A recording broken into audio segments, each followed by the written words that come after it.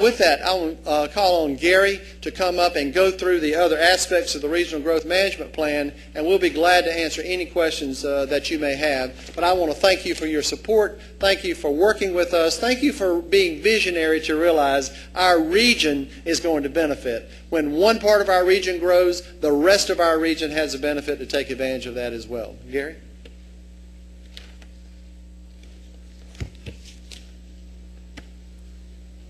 Thank you, sir. Mr. Mayor, Madam Mayor, Pro Tem, members of Council, Mr. City Manager, I thank you for the opportunity to update you today on an exciting thing called base realignment and closure.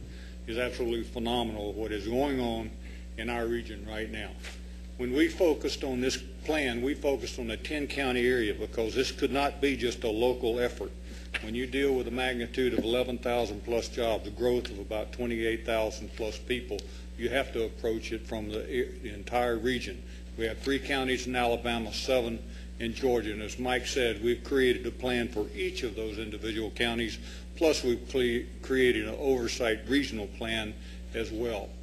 When we look at there, when the Maneuver Center of Excellence is established, and you look at the 115,000 trainees a year that's going through Fort Benning now, the 30,000 at Fort Knox is going through a year, we're going to have 145,000 people passing through here. This 145,000 people are not going to live here. They're going to pass through here.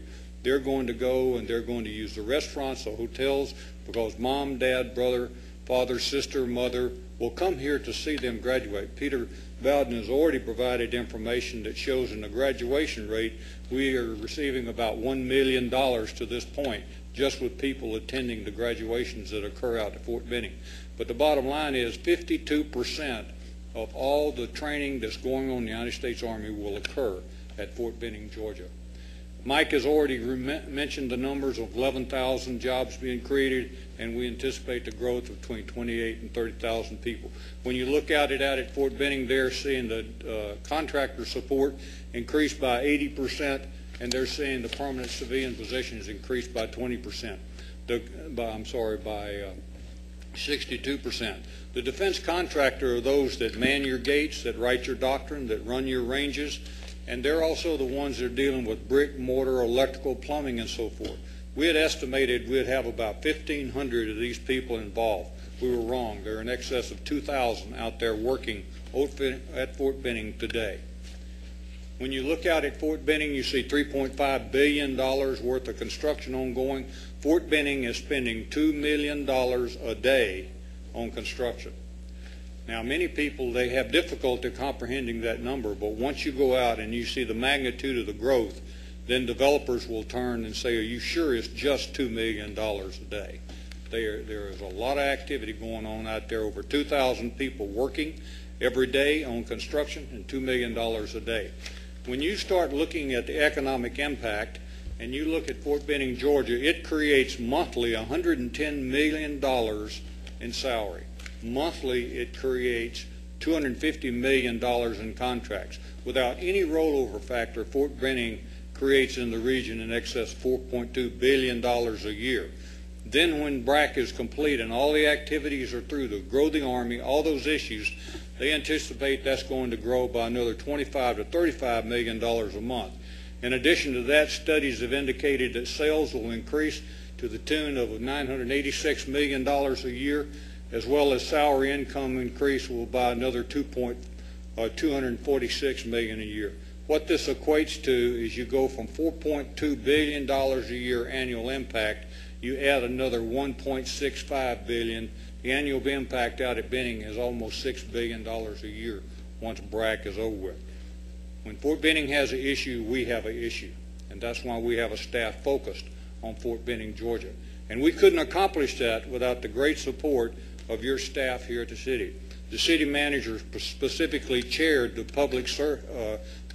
the transportation aspect of the Regional Growth Management Plan. You had David Arrington that chaired one. You had Director Pam Hodge that programmed and focused on the finance committee of this plan, bringing her expertise and her talent together to work with the other counties on how we go forward. It was truly, truly a team effort as we went forward.